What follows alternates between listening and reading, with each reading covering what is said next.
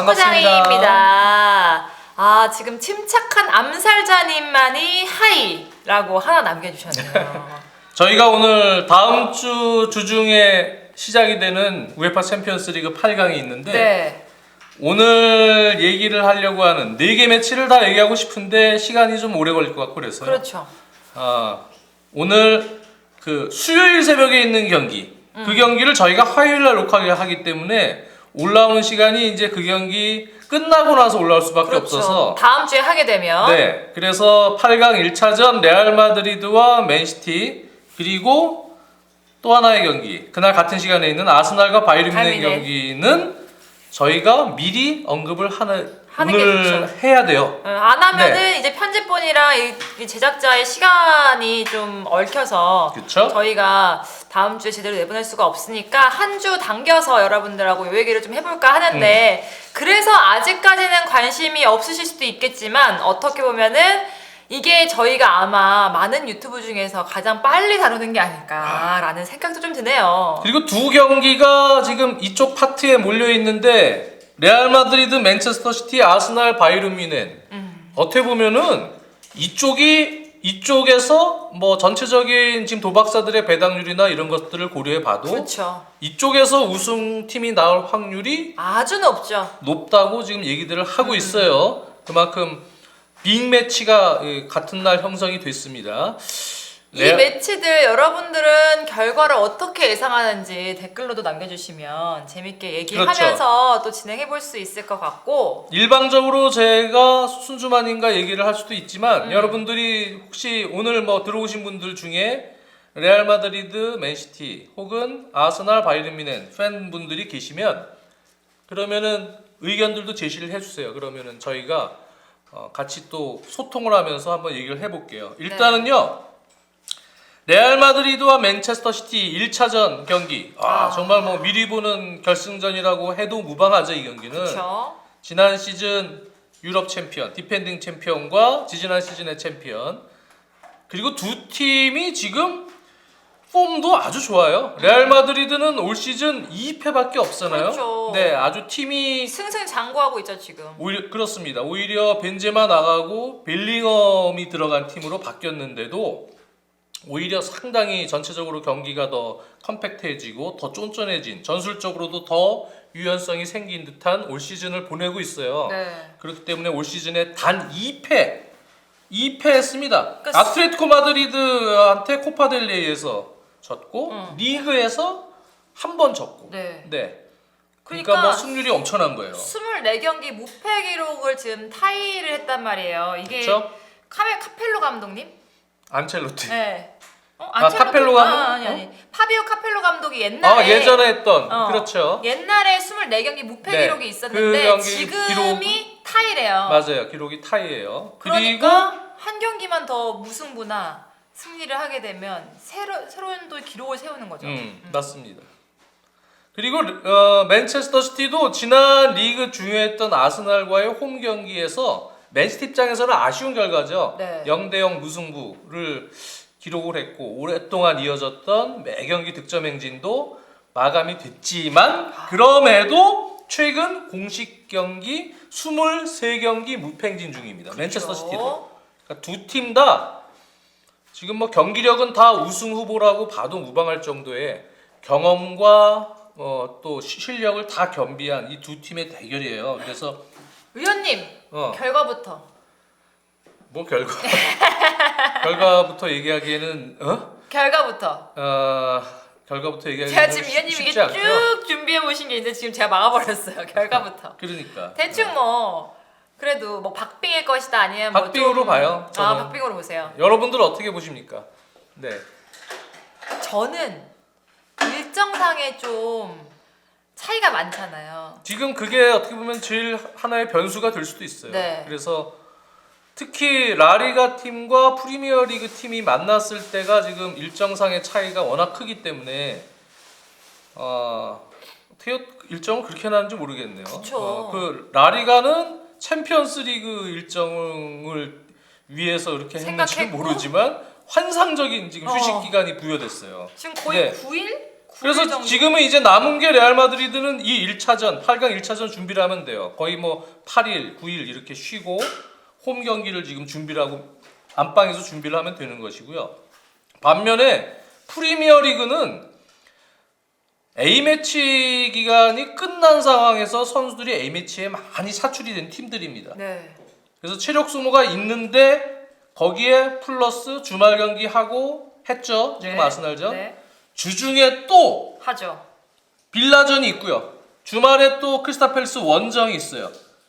그리고 나서 경기입니다. 그렇기 때문에 전체적으로는 뭐 순주마님 얘기했던 그 일정상의 문제가 어떻게 보면 큰 변수가 될 수가 있고 너무 오래 쉬면 또 또 그렇긴 그렇게 하는데 한데 지옥불 미사일님이 뭐 또 그런 얘기도 하시네요. 맞아. 그 어떻게 보면 또 그럴 수도 있겠네요. 경기 감각적인 문제를 얘기를 뭐 할 수도 있지만 8일 정도는 전 나쁘지 않다고 보고요. 그리고 계속 리그 중이니까. 사실. 그렇죠. 특히 이제 레알 마드리드 같은 경우는 중요한 경기 약간 노련한 선수들, 경험이 더 있는 선수들을 넣기 위해서 예를 들어서 모드리치가 최근에는 계속 이제 교체로 나오는 경기들이 많아지고 있는 흐름인데 모드리치 같은 선수도 충분히 이런 휴식 기간에는 쉬고 한 70분 정도는 충분히 경험이 동반된 운영을 또 시킬 수도 있는 거예요. 여러 옵션들이 가능해진 거예요. 직장인 네. 8일이면 행복하다고. 그렇죠. 그렇죠. 그건 너무나 그렇죠. 그렇죠. 그래서 그런 부분들이 오히려 장점이 될 수도 있고 그렇다고 해서 이제 경기가 또 빡빡하게 많은 맨체스터 시티가 로테이션을 지금 돌리기에도 애매해요. 상황이. 리그 선두 경쟁을 하고 있는 우승 지금 경쟁하고 있기 분위기이기 때문에. 때문에 또 로테이션을 과감하게 돌리기도 쉽지 않을 뿐더러 맨체스터 시티의 스쿼드 자체는 맨시티 팬들 잘 알다시피 약간의 스몰 스쿼드입니다. 네. 로테이션을 또 왕성하게 돌리기도 힘든 스쿼드예요. 맞아요. 그렇기 때문에 전체적으로는 더 쉽지 않다. 과르디올라 감독도 지금 일정 때문에 굉장히 불만이 많다고 들었어요. 그렇습니다. 그래서 사실은 전체적인 전력을 고려하면 지난 시즌에 팬들 아시다시피 1대1로 비겼다가 레알 마드리드가 맨시티 원정 가서 0대4로 완패를 했습니다. 그렇죠. 그 전 시즌에는 종료 직전 또 만나서 준결승에서 계속 만났잖아요. 두 팀이 두 시즌 동안. 그래서 지지난 시즌에는 극적인 대역전 드라마를 레알 마드리드가 하고 그 다음에 이제 챔피언스리그 우승까지 했지만 지난 시즌에는 사실 맨시티에게 실력적으로 완패를 당했다는 얘기죠. 하지만 지금의 레알 마드리드의 최근 경기들을 보면 저는 상당히 지난 시즌보다도 이게 진짜 더 축구팀으로서 최근 현대 축구에 부합하는 그런 흐름에 있어서도 완성도가 있는 그런 네. 팀이 되지 않았나 그런 생각을 하고요. 글쎄요. 지금 전체적으로 보면 벨링엄 선수를 펄스 나인으로 운영을 하면서 전술적으로도 더 숙성된 더 컴팩트해진 느낌이에요. 그리고 팀 자체가 예전에 약간 노쇠화된 그런 공수전환에서의 미드필더진이나 뭐 그런 운영보다도 지금은 카마빙가나 추아메니나 뭐 이런 선수들이 추아메니가 뭐 센터백을 볼 수도 있고 또 허리 라인으로 배치가 될 수도 있지만 카마빙가도 역시 허리 라인이나 뭐 측면 풀백으로 다 배치가 될 수 있지만 네. 이런 선수들이 이제는 완전히 중용받고 주축으로 들어가고 그리고 발베르데 선수의 활용, 주드 벨링엄의 펄스 나인의 활용과 전방위적인 역할 부여, 허리 라인도 관여를 해주고 공격수 역할도 또 올라가서 하고 또 박스 근처에서 찬스 메이킹도 벨링엄이 해주고 벨링엄이 여러 역할을 해주면서 팀 전체에 기존의 비니시우스 같은 그러한 파괴력 있는 윙포드뿐만 아니고 호드리고 선수의 경기력도 올 시즌 들어서 더 전술적 움직임이나 뭐 여러 가지 부분에서 더 좋아졌다. 그래서 지금은 팀 자체가 많이 예전보다도 더 왕성해지고 에너지적으로도 공수 전환이나 압박이나 뭐 여러 부분에 있어서 팀이 상당히 좋아진 느낌이다. 그래서 저는 사실은 현재 레알 마드리드는 지난 시즌보다는 훨씬 좋은 팀 같다. 네. 레알이 그러면은 가장 지금 요점으로 봐야 될 게 홀란드를 어떻게 막느냐 이지 않을까요? 그러면? 그렇죠. 네. 근데 사실은 홀란 선수가 요즘에 그렇게 좋은 결정력을 발휘한다고는 볼 수 없어요. 맞아요. 네, 무득점한 경기들이 요즘 경기에서 상당히 많아요. 계속 있죠. 그럼에도 불구하고 역시 레알 마드리드 입장에서는 1차전 가장 조심해야 될 선수는 홀란드다. 그것은 역시 지금 리디거 혹은 나초 선수가 나올 가능성이 있는 센터백, 밀리탕 선수가 복귀를 할 수 있을지 있을지 여부는 전 잘 모르겠어요. 어떻습니까? 레알 마드리드 팬이 계시면 밀리탕이 복귀할 수 있습니까?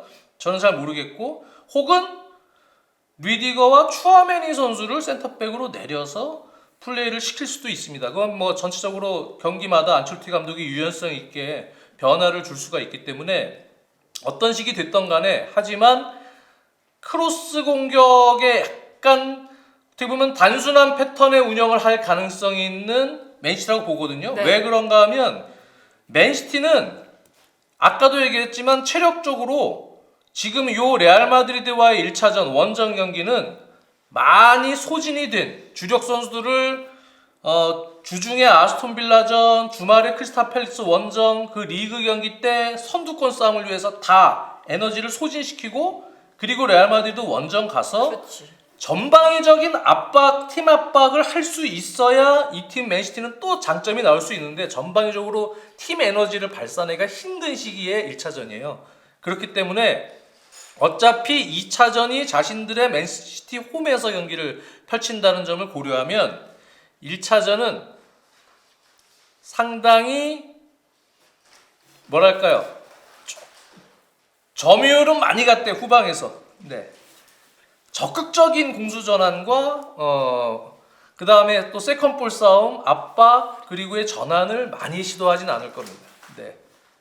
그리고 어떻게 보면 그냥 1차전을 안전하게 마무리하고 2차전 맨시티 홈에서 승부를 그렇지. 보려고 준비를 할 가능성이 높기 때문에, 그렇게 본다면 일단 최대한 레알 마드리드에게 소유권을 내주지 않는 점유율을 본인들이 갖고 있는 선에서 상대를 끌어들이되 최대한 많은 패스로 본인들이 소유하고 전환의 어떤 숫자를 줄이되, 마무리는 어차피 상대가 그렇게 되면은 이제 좀 내려서서 수비적으로 블록을 쌓을 때 크로스를 통해서 홀란 선수의 한 방으로 무언가 결정을 짓는 형태의 그냥 경기로 1차전을 끌 가능성이 높습니다. 어떻게든 체력 소진을 많이 하지 않은 상태에서 그렇죠. 한 방으로 끝난다는 네. 얘기죠. 많은 전환에서 많은 무브먼트와 부분 전술을 시도하면서 네. 그렇게 에너지를 많이 쏟기가 쉽지가 않은 경기이기 때문에, 그렇죠.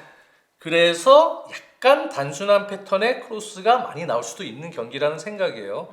그렇게 본다면 역시 레알 마드리드 입장에서 지금 얘기해 주신 홀란 선수 막는 것은 중요한 부분이긴 합니다. 네.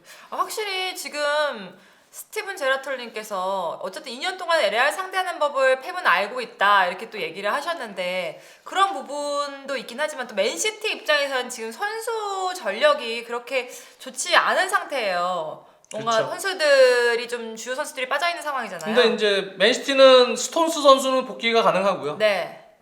근데 이제 변수는 있는 거예요. 리그 2경기에서 어떻게 될지. 또 무슨 부상자가 나오거나, 지난 경기 아케 선수가 다쳐서 나갔잖아요. 그렇죠. 근데 어떤 변수가 생길지 몰라요. 지금 경기가 남아있기 때문에 이제 그런 변수가 있고, 하지만 스톤스 선수가 전술적으로 상당히 중요하다는 부분을 고려하면 스톤스 선수의 복귀는 중요한 부분이고, 워커 선수가 복귀가 가능한지 여부, 이제 그게 이제 사실 관건이에요. 워커도 스톤스 못지않게 전술적으로 맨시티에서 매우 중요한 선수입니다. 네. 카일 워커가 있을 때와 없을 때, 이것이 이제 상당히 중요한 변수가 될 수 있습니다. 그래서 그 두 선수의 요소가 있고, 그리고 이제 맨시티의 과제는 지금 리그 2경기를 치르면서 오히려 이제 경기 감각이 조금 떨어진 선수들을 올려줄 기회이기도 하긴 해요. 오, 맞아요. 네, 오히려 지금 체력적으로 소모가 있더라도 홀란 선수의 결정력이 조금 올라오고 파괴력이 올라올 수 있는 득점이 나오는 흐름으로 가면, 그러면 이제 조금 나을 수도 있고요. 또 하나는 이제 뭐 최근에 폼이 아주 리그에서 좋았었는데 대표팀 와서는 폼이 약간 또 저하됐던 필 포든 같은 유형도 있어요. 이런 선수들도 다시 또 폼을 리그의 경기에서 올려주면서 조금 힘들더라도 이 경기에서 저 전체적인 페이스를 맞춰놓는 그런 상황이 될 수도 있습니다. 그래서 경기가 물론 빡빡한 일정으로 많긴 하지만 오히려 맨시티에겐 또 그것이 몇몇 선수들에겐 기회도 될 수가 있다. 하지만 데브라이너 같은 유형은 조절해줘야죠. 관리를 좀 해줘야 돼요. 맞아요. 데브라이너는 최근에 우리 체력적으로 부하가 많이 걸릴 때 경기력이 떨어지는 상황들이 있기 때문에 그런 부분은 아마 그 두 번의 리그 경기 중에서 관리를 하면서 과르디올라 감독이 운영을 할 가능성이 높고요. 선수마다 이제 어쨌든 남은 두 경기에서 어떻게 할지를 과르디올라 감독이 잘 이제 판단해서 해줘야 될 텐데 어쨌든 말씀하신 것처럼 홀란드 같은 경우에는 좀 골맛을 제대로 본다면 오히려 그 감각이 더 올라올 수 있을 것이고 그리고 조금 그 두 경기에서 맨시티가 조금 쉽게 승리를 하면서 분위기를 끌어올릴 수 있으면 그것도 좋겠네요. 맨시티 그렇죠. 입장에서는. 그리고 이제 아마 전술적으로 펩 가르디올라 감독은 1차전에 뒤에 예를 들어서 뭐 아칸지 같은 센터백을 또 측면 풀백에 놓는 그런 식을 또 쓸 거예요. 네. 네. 그래서 후뱅 디아스, 존 스톤스 이런 선수는 그냥 센터백을 보면서 스톤스는 이제 공소유 시에는 미드필더로 올라가겠죠. 그리고 박스 투 박스처럼 요즘에 많이 움직이니까 그래서 스톤스 선수의 컨디션 여부를 보고 막 그런 식의 운영을 하고 레알 마드리드는 비니시우스라는 공격으로 전환이 될 때 엄청난 파괴력이 있는 윙포드가 존재하고 비니시우스의 폼이 요즘에 매우 좋습니다. 리그에서의 폼이 골도 잘 넣고 있고 그런 점을 고려하면 역시 아까도 팬분이 말씀해 주셨지만 펩 가르디올라 감독은 레알 마드리드를 이제 상대하는 방법을 아는 것 같아요. 이렇게 얘기를 했는데 네네네. 1차전, 2차전의 경기 운영 노하우를 아마도 펩 가르디올라 감독은 1차전 레알 원정 때는 체력적인 부분 뭐 또 비니시우스 같은 그런 역습 자원에 대한 어떤 고려를 해서 센터백 유형을 4백에서 3명 한 명은 비대칭으로 올라가되 뒤에는 아칸지 같은 선수를 측면 수비수로 쓰면서 수비수 3명을 놓고 그다음에 로드리 선수가 받치고 최소한 4명의 수비를 뒤에 받쳐놓고 보수적으로 운영할 가능성이 높다. 근데 저는 참 신기한 게 이렇게 얘기를 우리가 하잖아요. 그럼 느낌이 좀 온단 말이에요. 조금 맨시티가 힘들 가능성이 높다고 생각을 해서 많은 분들이 지금 레알이 올라갈 것이다 라고 얘기를 하시는데 우리가 좀 누가 그래요? 여기 조금 많은 분들이 레알 뭐 이렇게 막 얘기를 여기서? 하시는데 근데 지금 우리가 일주일 넘게 남았잖아요. 그러면은 꼭 뚜껑을 열어보면은 이런 상황에서 맨시티가 막 힘을 내가지고 막 경기가 갑자기 막 우리가 예상한 거랑 다르게 나온다던가 그런 경우가 참 많아요. 근데 이제 워낙 장구 끝에 악수를 펩 감독이 많이 주다가 그건 그렇죠. 지난 시즌에 이제 전공법으로 해서 우승을 했기 때문에 그렇죠. 아마 이상한 생각, 이상한 수를 두지는 않을 거예요. 평상시 하던 패턴의 중에서 약간의 보수적인 운영이 있고 조심스러운 운영이 있습니다. 네. 아스날전 운영도 조심스러운 운영이에요. 맞아요. 네, 맨시티 입장에서는 어떤 그런 식으로 갈 것이고 스티븐 제라툴님, 난 벨링엄 시프트 전술이 결국 발목을 잡을 거라고 봄. 글쎄요, 그거는 뚜껑을 열어봐야 되죠. 사실은 이 경기는 어찌 보면은 폴스 나인데 정통 공격수, 그러니까 가짜 9번 대 정통 9번의 대결이기도 하거든요. 근데 벨링엄의 시프트 전술이 전체적으로는 저는 안첼로티 감독의 운영에 있어서 상당히 올 시즌에 도움을 많이 주고 있다고 보기 때문에 절대로 그것이 발목을 잡을 거라고 생각 안 합니다. 맨시티가 정배예요? 네, 일정 때문에 엄대엄 된 거지. 엄대요 뭐예요? 엄대요? 일정 때문에 이제 비슷해진 거지. 비슷해진 거지, 일단 이런 얘기 얘기는? 같아요. 네. 그래서 1차전과 2차전을 전체를 얘기를 해야 되겠지만 1차전 같은 경우는 레알 마드리드 입장에서는 조금 더 공격적으로 에너지 싸움을 해서 밀어붙일 필요가 있다. 안첼로티 감독이. 네. 그래서 압박 시스템도 맨시티에 맞춰서 강하게 들어가면서 리버풀이 맨체스터 시티전에서 보여줬던 그런 에너지 정도를 보여줄 수 있는 힘은 레알 마드리드가 충분히 가지고 있기 때문에 1차전에서 승부를 봐야 된다. 레알 마드리드는 레알은 승부를 1차에서 봐야 되고 그렇지 사실 않고 맨시티의 흐름에 빨려 들어가면 2차전 가서는 맨시티는 그 다음에 휴식 기간은 약간 있거든요. 휴식기도 있고 그리고 부상 선수들이 많이 돌아와서 회복을 하고 그렇죠. 그럴 가능성이 회복하고 높죠. 그렇게 들어가기 때문에 2차전 맨시티 원정 가서는 지난 시즌에도 망했지만 레알 마드리드가 원정 가면 매우 힘듭니다. 그렇기 그렇죠. 때문에 이 경기는 레알 마드리드 입장에서는 그런 부분들을 잘 고려해서 플레이를 할 필요가 있다. 상황이 되게 웃기네요. 지금 두 팀이 레알은 무조건 1차전, 맨시티는 2차전. 누가 지금 그 중요한 경기를 잡을 것이냐가 관건이 될 것 같다라고 할 수 있겠습니다. 그렇죠.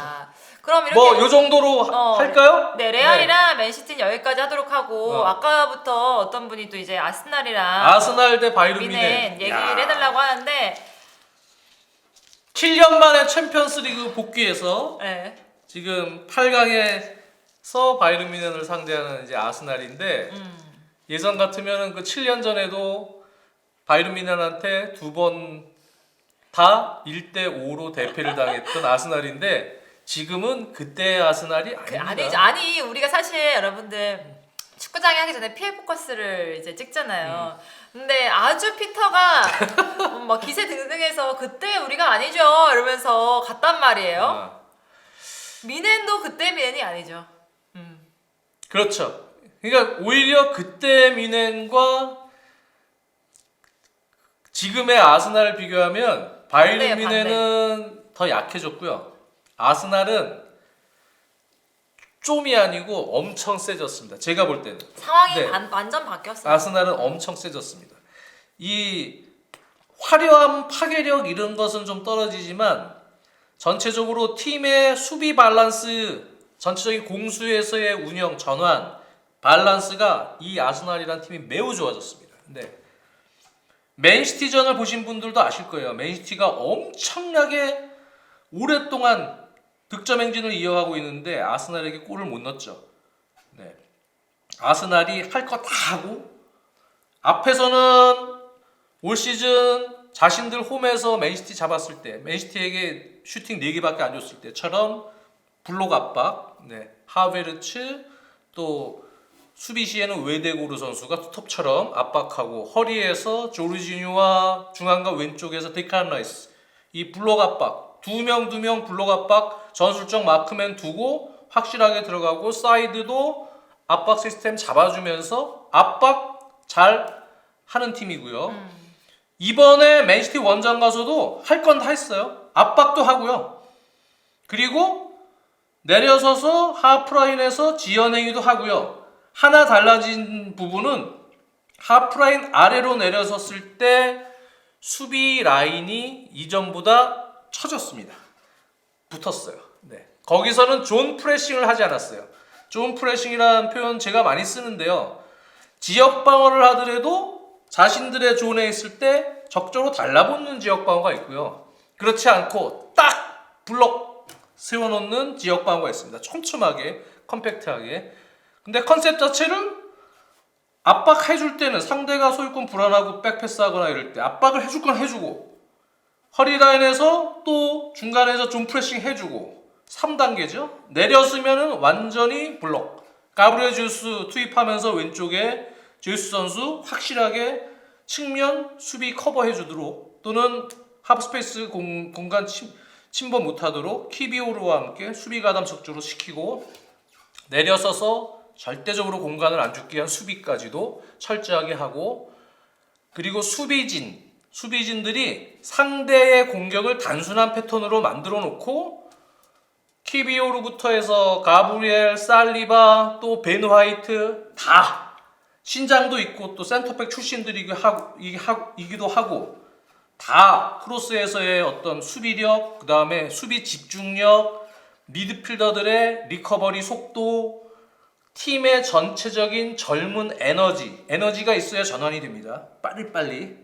그리고 90분간 유지할 수 있는 컴팩트한 이러한 에너지. 이게 영한 팀이에요, 아스날은. 네.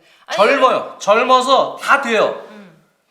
근데 이제 한 가지 역시 아스날도 문제가 일정입니다. 그렇죠.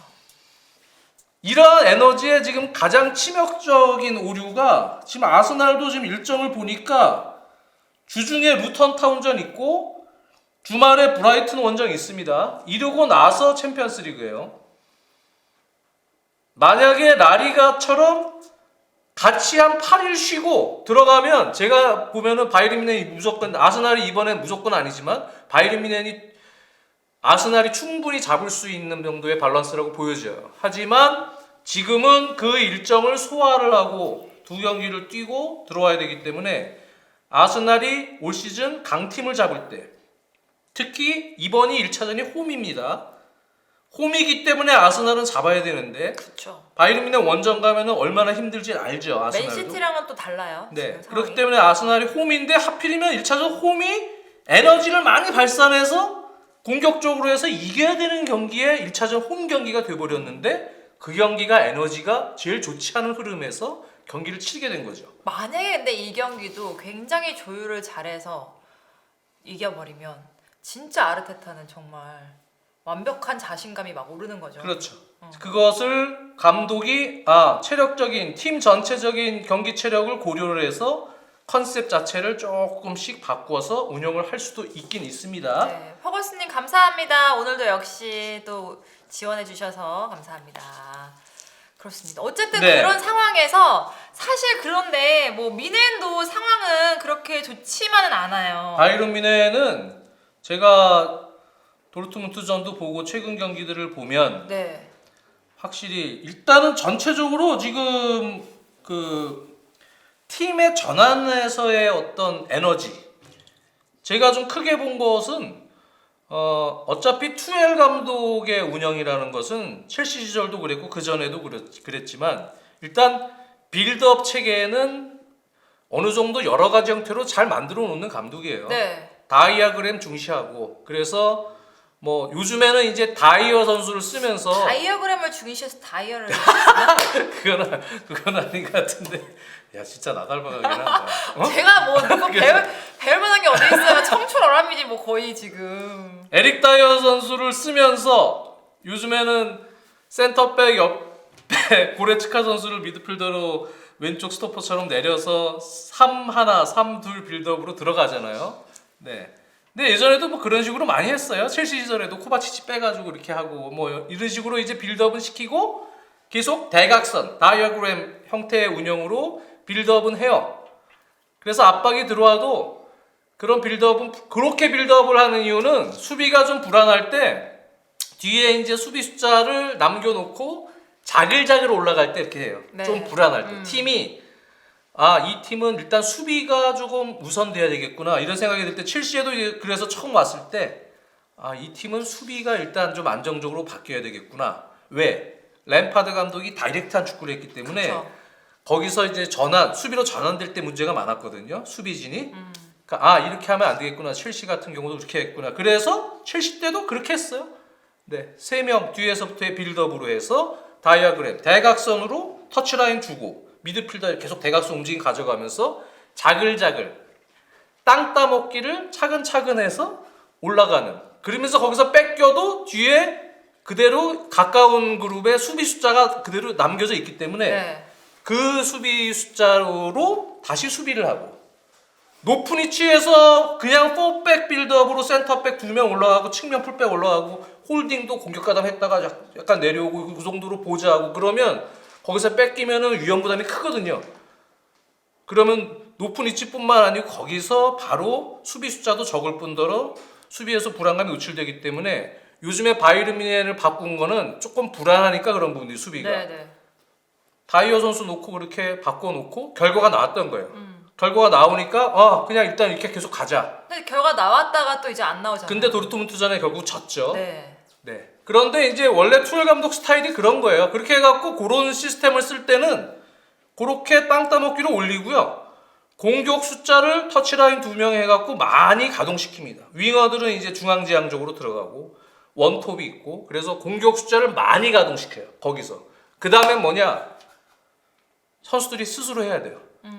스스로 창의적인 동선, 무브먼트로 해서 부분 점수를 만들어야 됩니다. 네네. 감독이 딱 어떤 패턴을 만들어서 이렇게 해주는 감독은 아니고요. 스스로 거기서 그걸 창출해서 그렇죠. 공격 마무리를 해야 돼요. 근데 지금 바이에른 뮌헨의 문제는 제가 보면 좋다 이거예요. 네, 수비 그렇게 해서 자글자글 올라가긴 해요.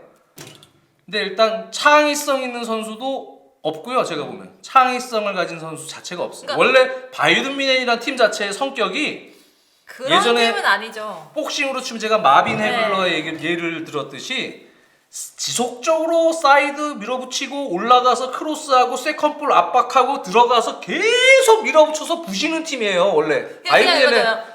뚜시 이런 팀이지. 바이에른 미넨의 에이, 참 성격이 그런 느낌이 원래 아니잖아요. 그러한 팀인데 지금은 가서 창의적인 어떤 전술을 원래 바이에른 미넨은 그렇게 창의적인 전술로 많이 만드는 팀은 아니에요. 그래서 부수는 팀인데 세컨볼 뭐 압박해요 뭐 하는데 기동력이 떨어져 있습니다. 그러니까 네, 제가 볼 전체적으로 때는 공수에서 전환할 때 기동력이 떨어져 있기 때문에 한 번이라도 볼을 뺏기면 수비진 숫자는 확보됐지만 뒤로 수비진들이 주춤해서 뒤로 빠지면서 수비를 할 수밖에 없고요. 문제는 이선 자원들 그나마 해리케인이 오히려 더 열심히 수비 가담을 하죠. 윙포드들이나 이런 선수들이 수비 가담이 되게 부족해요. 빠르게 리커버리 와서 수비해서 네. 팀이 하나의 팀으로서 이렇게 조직적으로 공수 전환을 할 수 있는 지금 현재 상태가 아니에요. 근데 그게 안 되니까 역습 맞으면 그대로 털리는 거예요. 근데 그렇게 되니까 다이어가 스피드가 거기에 안 따라주는 게 그치. 있잖아요. 그럼 다이어는- 왜 김민재를 너 스피드를 하면 되잖아요. 그러니까 오히려 이제 지금 사실 바이른 미넨이 조금 도르트문트전 아마 하고 조금 이제 투엘 감독도 생각이 약간 더 많아질 거예요. 근데 솔직히 이 바이에른 미넨이랑 투엘이랑 안 맞는 거 같아요. 그런 부분도 있어요. 근데 과연 지금 이 팀 토마스 밀러, 요슈아 키미 이런 선수들이 다 고레츠카 이런 선수들이 옛날 같은 기동력이 아니에요. 왕성한 에너지를 가지고 공수교격, 수비 전환 이렇게까지 할 수 있는 게 아니기 때문에 거기다가 젊다고 생각되는 윙포워드들도 수비 가담이 적극적으로 되지 않습니다. 지금 그러기 때문에 팀 자체가 지금 수비로 전환될 때 망가지고 있는 거예요. 네. 네. 그런 상황이 지속이 되기 때문에 근데 약간 시스템을 바꿔서 다이어를 쓰면서 디류트랑 함께 이렇게 써서 이렇게 했더니 조금 결과가 났기 때문에 계속 간 거지. 근데 도르트문트전 졌죠. 조금 생각이 이제 많아지겠죠. 투엘은 챔피언스 리그는 어떤 컨셉으로 가는 게 좋을까? 아마 다이어로 그냥 비슷하게 지금처럼 갈 가능성이 일단은 더 높긴 1번. 한데요. 김민재 선수나 우파메카노를 활용해서 조금 더 적극적으로 승부를 보려고 하는 방식으로 바뀔 가능성 충분히 있습니다. 네. 저는 안 쓸 것 같아요. 저는 안 쓸 것 같아요. 아니 막 그런 뭐 기사 얘기 들어보면 뭐 그렇게 지금 그런 확률이 높긴 해요. 네. 김민재 선수를 뭐 훈련하는 선수 막 이런 식으로 얘기를 훈련할 때 굉장히 뭐 좋은 선수 막 이렇게 얘기하고 막 이러니까 투엘이 좀 그렇네요. 어쨌든 그런 상황에서 사실 투엘이 그 분데스리가에서 도르트문트 패한 이후에 그런 얘기 인터뷰에서 그런 얘기를 했잖아요. 레버쿠젠 축하한다고. 그러니까 우승을 거의 포기했다고 할 수 있잖아요. 힘들었었죠. 그러면 우승을 포기했으니까 어떻게 보면 무관이 되기 전에 무조건 UEFA는 어떻게든 하려고 할 거란 말이죠. 승리를 목표로 무조건 근데 간다고 이런 어차피 생각으로 나올 거란 말이지.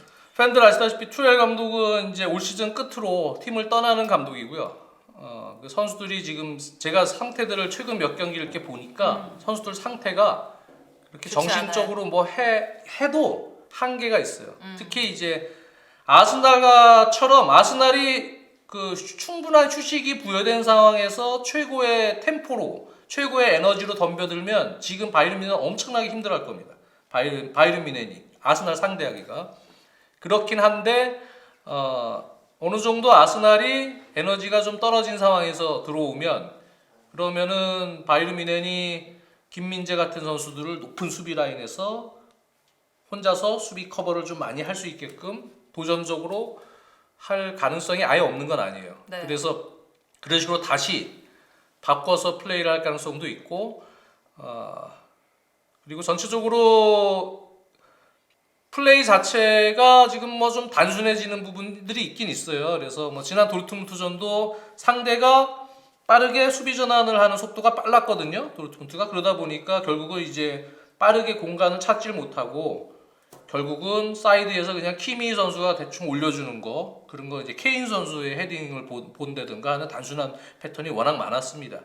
근데 이제 아스날 같은 경우도 혼란을 향해서 맨시티가 계속 공격을 한 것을 다 무실점으로 막았듯이 크로스 공격, 케인이 물론 프리미어리그 경험이 있고 아스날 상대로 강한 선수이긴 하지만 쉽진 않다고 봐요. 현재 아스날 수비를 상대로 할 때는 아까 근데 처음에 굉장히 많았어요. 징크스다.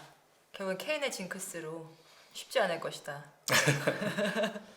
어쨌든 그렇기 때문에 제가 볼 땐 바이에른 뮌헨이 워낙 챔피언스리그 경험이 많고 저력이 있고 하지만 1, 2차전에서 요즘에 보여줬던 아스날 요즘에 흐름이 안 좋았죠. 리그에서도 네.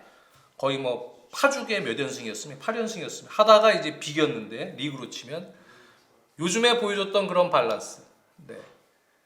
거기에 확실한 어떤 방점을 찍을 공격수가 약간 부족해 보이긴 하지만 어차피 올 시즌의 아스날은 수비 그리고 지지 않고 이기는 경기 운영 그거예요. 그 팀이에요.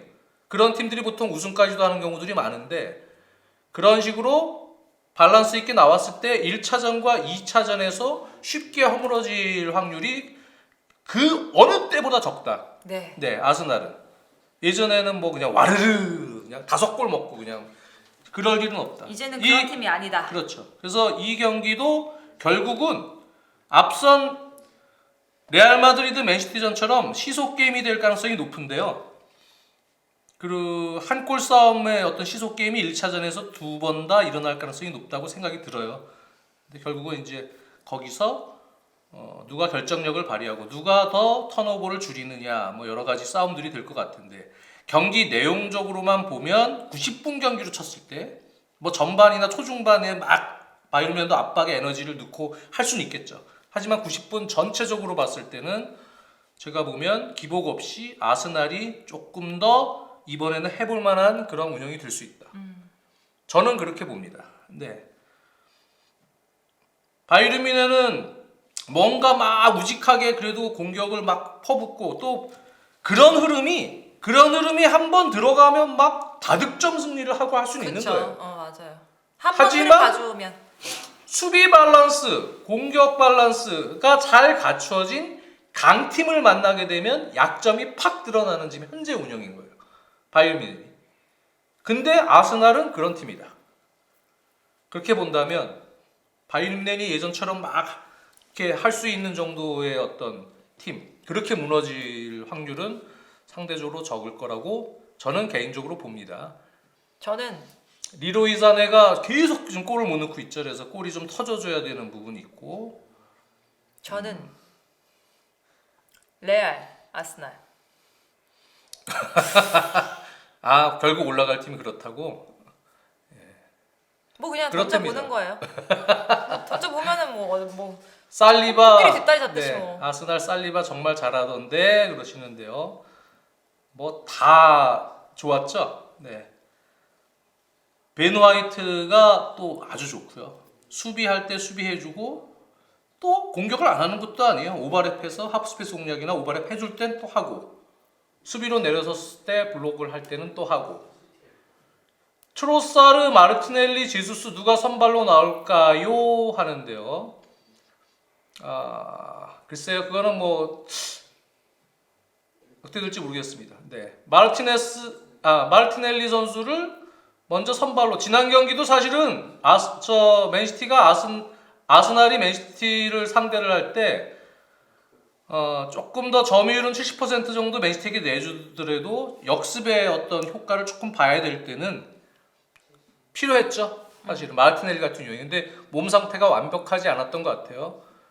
그렇기 때문에 선발로는 내보내지 않았는데 아마 챔스 8강 1차전쯤부터는 아마 선발로 나올 가능성이 있으니까 그거는 이제 그때 봐서 선수들의 또 피트 상태, 체력적인 상태 여러 가지 부분들 고려해서 경기 컨셉을 아마 잡을 것 같습니다. 아르테타가 올 시즌에 좋아진 건 일정한 경기 컨셉을 갖고 똑같이 하진 않아요. 그러니까요.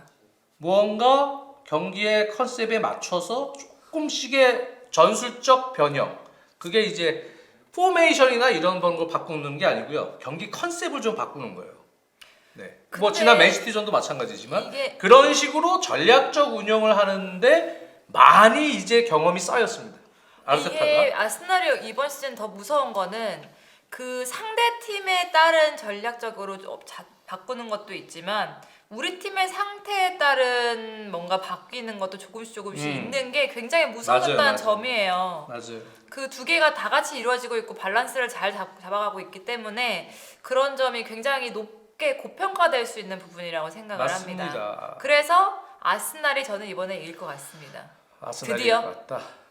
드디어 왔다. 김민재 선수는 뭐 국내 팬들은 이제 김민재 선수 좀 나오기를 좀 바랄 텐데 글쎄요. 김민재 선수가 기회를 잡을 수 있을지 봐야 되겠는데 지난 도르트문트전 패하면서 아마 조금 다시 한번 수비진의 변화는 또 줄 가능성이 있어요. 투엘 감독이 원래 뭐 변화를 줬다가 그게 성과가 나오면 계속 갑니다. 네. 키퍼도 어떻게 하다가 주전 키퍼가 부상을 당해서 넘버 2가 나왔는데 계속 잘하고 무실점으로 가거나 이러면 또 그냥 가요. 계속. 원래 감독들이 원래 좀 그런 거예요. 아 결과가 나온다 그러면 변화를 잠깐 안 주고 일단은 가는 성향이 좀 있고 그 시스템도 역시 마찬가지로 그냥 끌고 가는 경우가 있는데 아니 우리도 생각해봐요. 잘 됐는데 이거 바꾸기 쉽겠어요? 그런 마음이 좀 있겠죠. 어쨌든 간에 감독들도.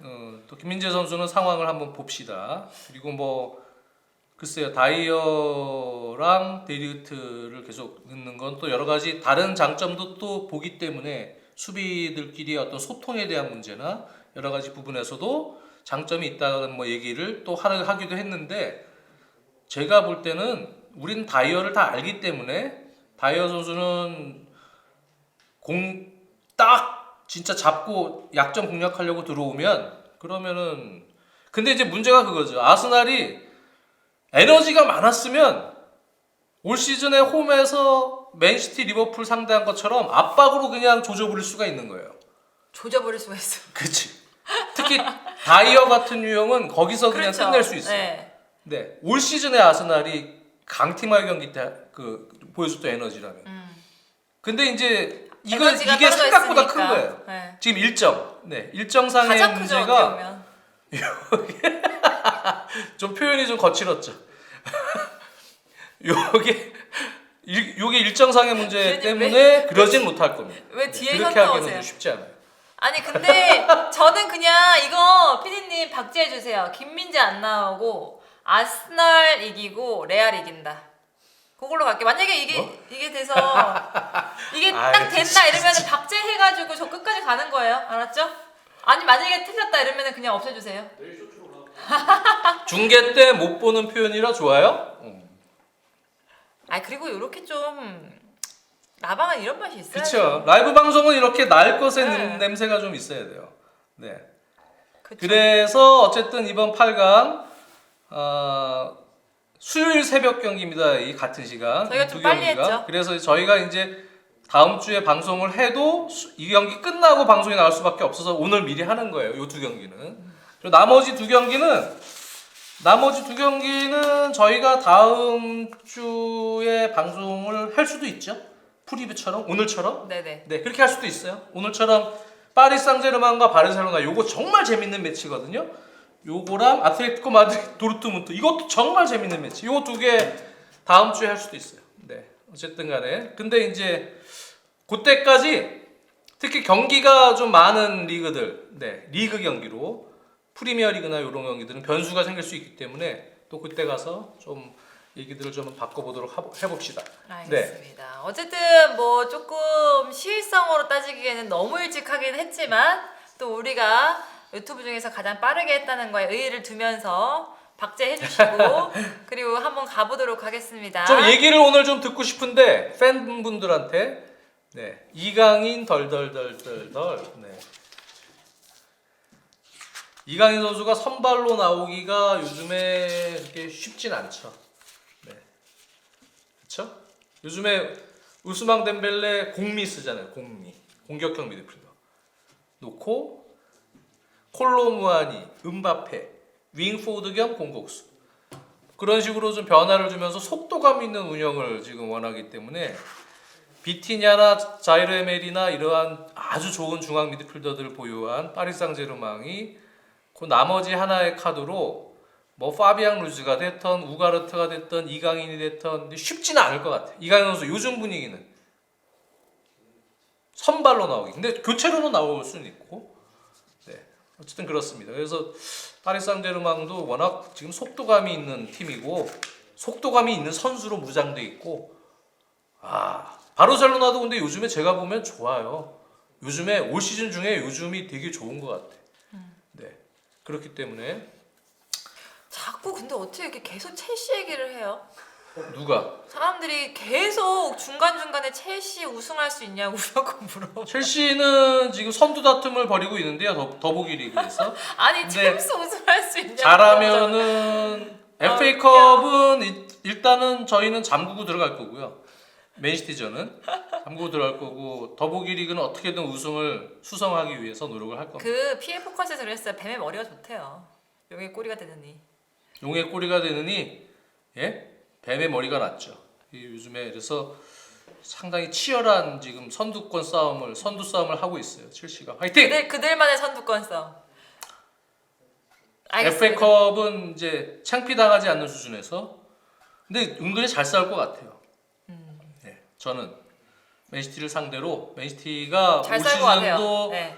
두 시즌 연속 사실 트래블을 노리고 있어요. 아직 기회가 있고 그럼. 그렇긴 하지만 올 시즌은 솔직히 조금 제가 보면 지난 시즌보다는 이게 약간 폼이 조금 떨어지는 느낌은 있어요. 네, 맨체스터 시티가 그렇기 때문에 분명히 첼시도 기회는 있다.